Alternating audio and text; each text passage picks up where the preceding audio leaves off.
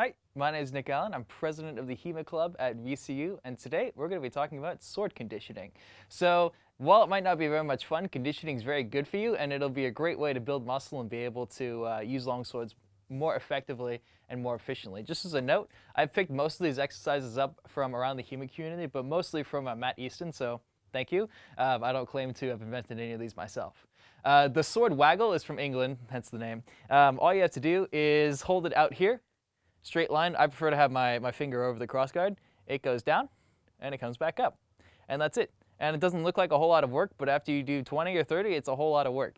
So do however many you feel comfortable with. You can always start out with 10. Make sure that you switch hands and do both of them.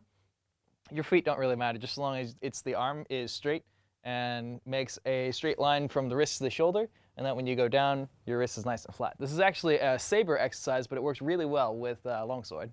The next one's called Windshield Wiper. It's where you hold it out just like this. The sword goes down one way, and then it comes back the other way.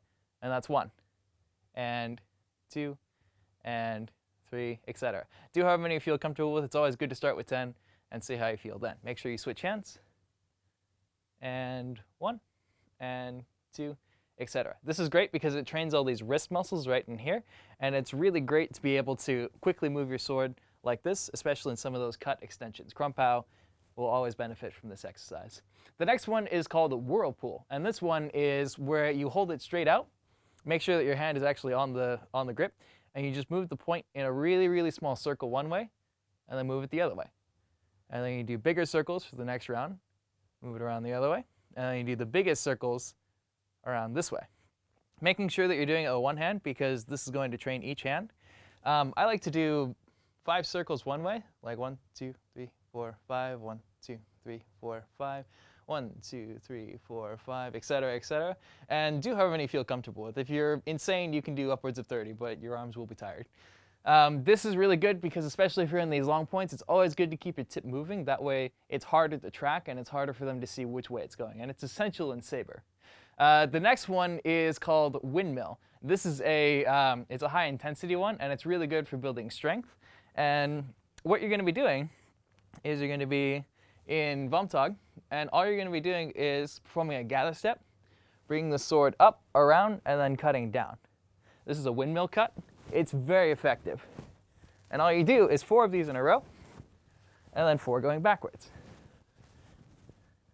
I'm surrounded by expensive lights, so I don't want to do it at full speed and full force.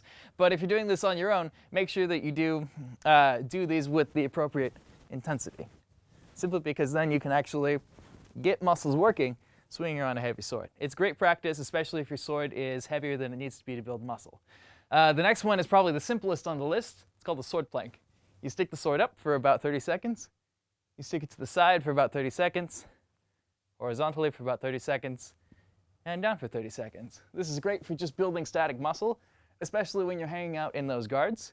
Make sure that you can actually have the muscle reserves to do that. The last one are Lynette Cuts. This is a staple of saber. Thank you for Matt Easton for introducing me to this. All you're going to be doing is you're going to be putting your right foot forward, your left foot back for the right side. Hold the sword. I like to have my finger over the crossguard. Start in Vomtog, and you do a cut around that then goes behind the head. It looks like this. And you do, say, 10 of those. Then do it the other way. And then you're actually passing through something we call the hanging guard, which is really important in saber and longsword. The next one is you come up, turn the sword, and come up. These are 2 upward guards. They follow the exact same path as Unterhaus do. So the whole thing looks like, we'll do 5. 1, 2, 3, 4, 5. Number 2. 1, 2, 3, 4, 5. I like to string these together.